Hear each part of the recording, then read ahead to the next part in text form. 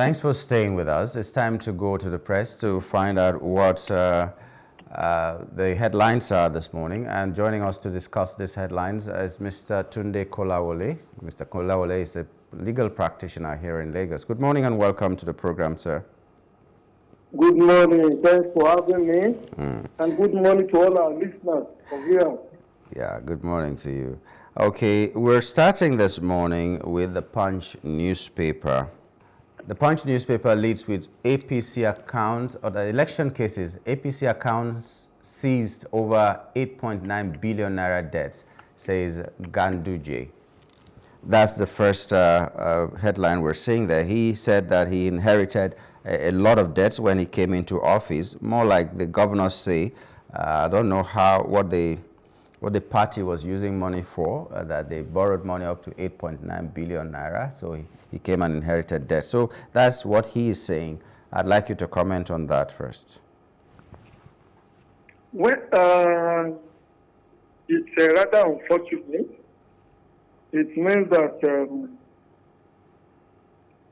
what is happening in the party is what they have taken to management of the Nigerian economy and the Nigerian society. If you as a party cannot manage the funds, the resources of your party, how are you expected to be able to manage the resources of the nation and deliver the dividend of democracy to the Nigerian people? Well, I suspect that some of these debts may have been coming from campaign activities. I also suspect that some of them may have come from litigation. Usually the parties have a lot of cases in court and they have to pay lawyers to be able to do those cases. And of course, too, when they travel, they incur expenses on hotel accommodation, transportation, and of course, too, they also have to pay the staff who work for them at different levels of the country. Too many times, too, you find out that party officials and those who should ordinarily be putting money into the account of the party to run the party, they hardly do it.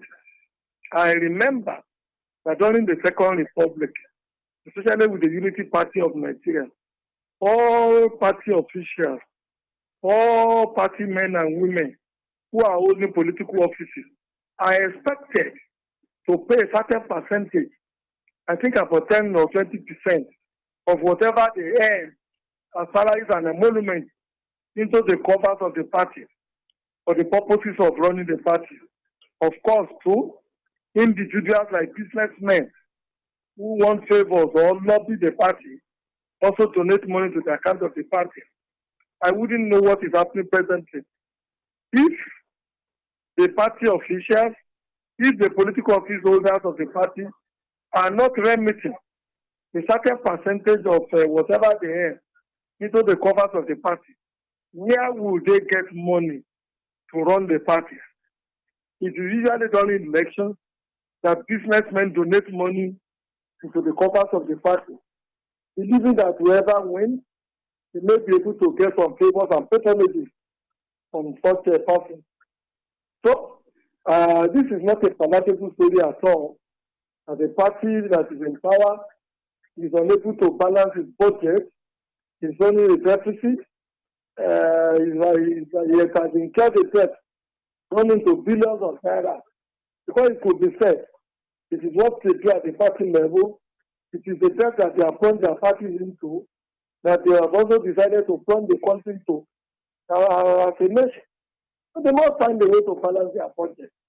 The sooner the better. I think it's worrisome. That's what I would call it. A headline down here, still on the Punch, said, U.S. aid donated drugs found in Lagos Abia markets. That's according to NAFDAC. Remember that there's been a clampdown on activities of some drug dealers in Abia State and some other markets, and they have been closed down and all that. And then now NAFDAC is saying that those drugs were donated by U.S. aid. Well, This shouldn't surprise you. At the peak of hunger in this country, when people were hungry and people were demonstrating and agitating and saying that they were hungry, that government should come to their aid, we find that some of these politicians, some civil servants, and highly placed people, often food aids as we ordinarily rice, beans, gari, and other household items that they've been given, they have been asked to distribute to the people. We find they were holding some of them in the different warehouses to use it for campaigns when the next elections will come. So if we are finding this in the area of drugs too, it shouldn't surprise us. Too many times you go to the hospital, especially the public hospital, you'll be told that certain drugs are not available, especially drugs like for the treatment of things like acquired immune deficiency syndrome, that is AIDS, and then for also things like diabetes, obesity, and others, which you said, and some of these foreign donors usually invest on. So when you go to some of these hospitals, you'll be told that they are not available, either that they have been ordered or that they have been diverted to certain places where they be sold to the public. You also find out some of our businessmen, pharmacists, could sometimes be unconscionable. They go for such drugs, buy them at very, very cheap rates, and sell them at the premium prices to those who may need the drug. Honestly, this is very embarrassing. And these the people who make these drugs, like America and Donald Trump, who are clamping down in this area against to hear about things like this, then they would have been given justification to stop the USAID from doing the programs and charities that they do in Africa. I would think that diverting this kind of drugs and essential to the market for the purposes of selling them and others is a criminal offense, which a NAFDAC to invite the police and the DSS to investigate, and whoever may be found culpable will be prosecuted in a competent court for appropriate punishment to be dished out to such person. It is a sabotage. In fact, it could be described to be treasonable that when certain people, when the American people, when the British people and some other countries of the world take money from their taxpayers and use it to buy drugs, to be given to save the life of your people, and certain persons will now try about those drugs and begin to sell them in the open market or in the market. It's really sad, very, very sad. Okay. Well, God will help us. Now, concerns as Forex reserves drop $2.3 billion amid Naira gains. On the one hand, Naira gains, and then our Forex reserve drops. It's like we don't even know what we should do. If the Naira gains and then we're losing in the Forex reserves, I don't know if it is a good thing for us or a bad thing for us.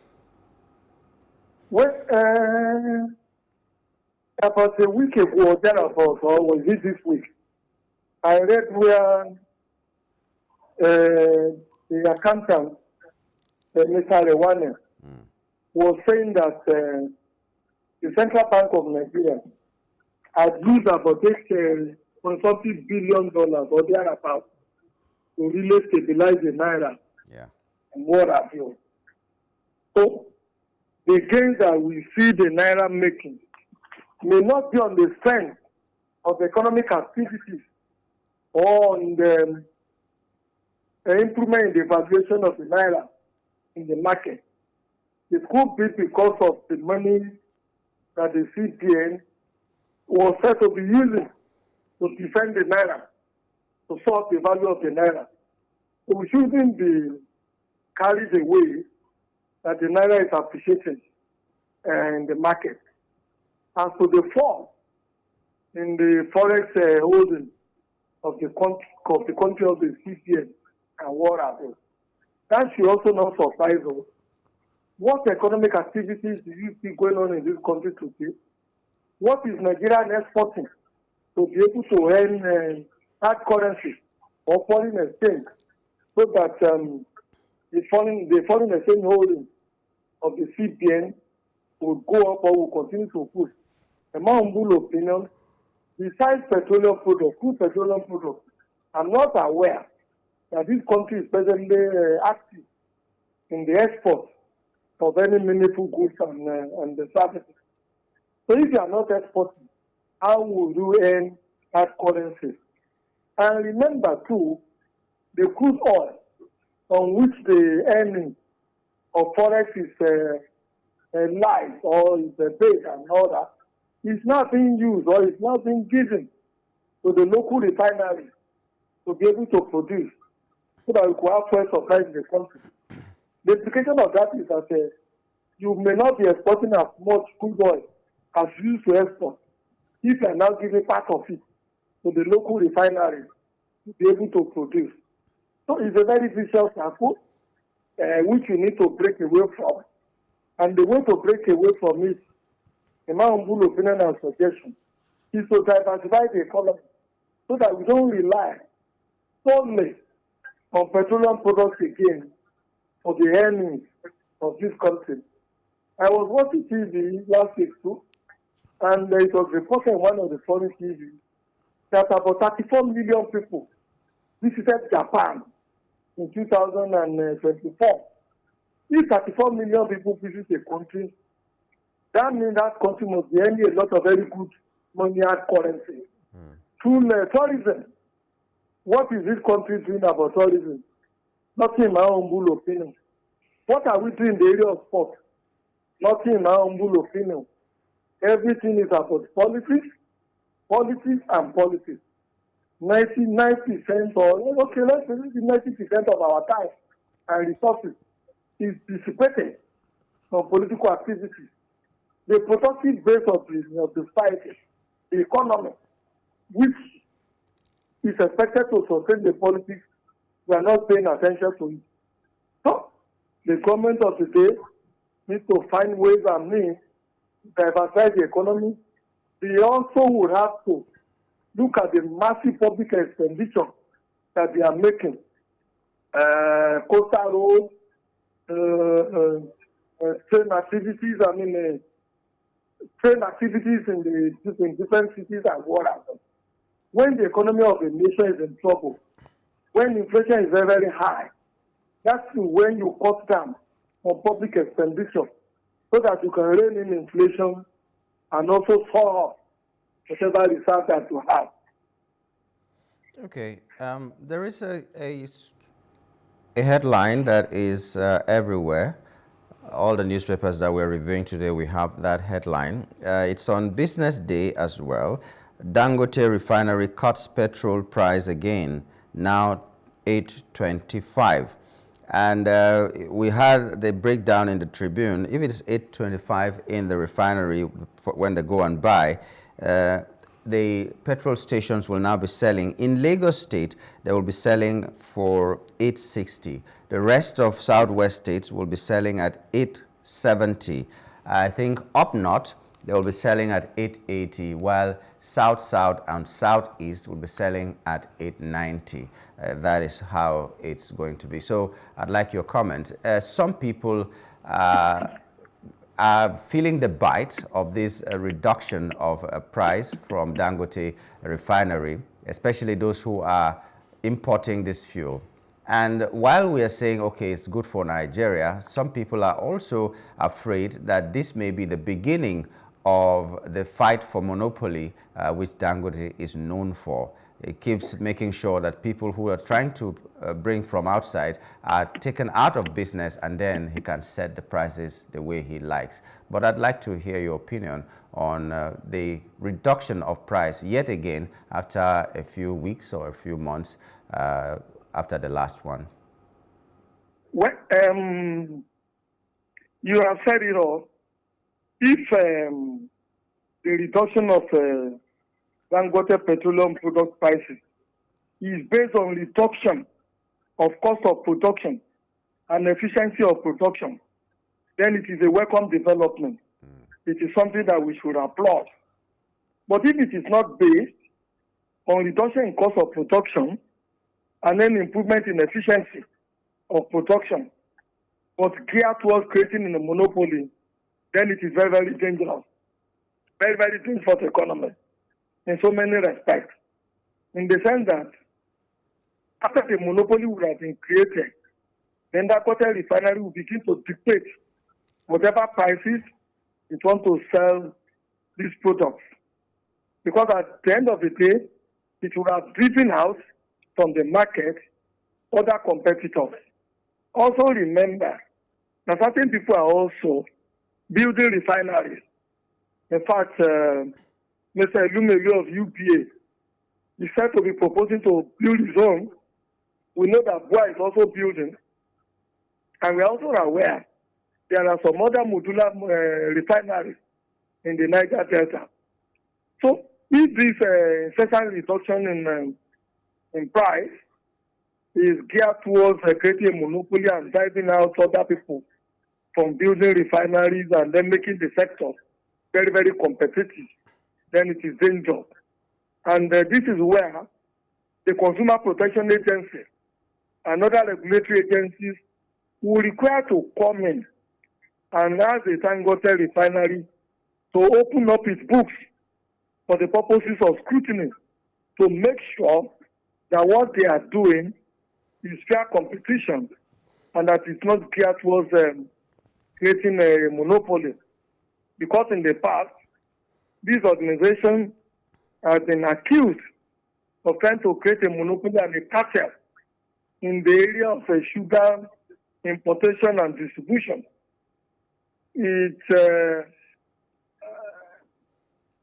that is a bargain, therefore, then the regulatory agencies they need to show interest in the activities of the Dangote refinery. And this is important too because I am personally not aware that the price of petroleum products in the international market has kind of come down. If it is here at the level in which it is, that petroleum products around the world is dollar denominated, then we require to be inquisitive and figure out how Dangote is able to reduce the prices of its products the way it has been doing in the last few months. Okay. Now, on tax laws, the business NG says Custom CG warns proposed revenue bill threatens agency's survival. Let's tie that with what we find on Daily Trust. On Daily Trust, they say tax reform, Sharia Council, FCT Imams Yadudu reject inheritance law, VAT hike. Now, this only tells us that pockets of Nigerians or Nigerian institutions are rejecting parts of the bills. Okay, so you might agree to some and you might not agree to others. If all Nigerians begin to find faults in some aspects that do not favor them, at what point are we going to come to the realization that no law can satisfy everybody equally? And where do we draw the line to say, you know what, whether this group is saying they're marginalized or this and that, for the greater good of our country, this will have to go. At what point will we get there? We're talking about consultations. We're talking about public hearing now. If the Sharia comes, the other day they said that any law, any aspect of the law that goes against the Sharia should be removed. Goes against the Sharia should be removed. You know, so if every part of our national life, every part will come and say, okay, this one is not favorable to us, we have to remove it. At what point will we get to the realization that we cannot continue like this and do the needful? Well, let me quickly say that all over the world, issues related to tax and taxation is always a very contentious matter. All over the world, nobody or many people will not like to pay taxes, whether they be businessmen or ordinary workers whose income are expected to be taxed. So, the contention that we are seeing in Nigeria today is not strange. Everybody is merely trying to protect their personal interests. Secondly, I would like to say that when you look at the tax reform that is being proposed by the federal government, the bottom line in there is that the personal income that is going to be further taxed through some of these tax reforms. When you look at the VAT hike, is it not when people use whatever money they earn as salaries and emoluments to go to the market to buy things that they pay tax? This is after they have paid their personal income tax, which is deducted upfront from their salaries and allowance. And then, when the telecom service providers hike their fees and all that, is it not the same income that people earn that they will use to meet their obligations in that area and all that? So this tax reform, simply speaking, when you look at it, it is not based on getting more taxes from production activities, especially goods, especially services.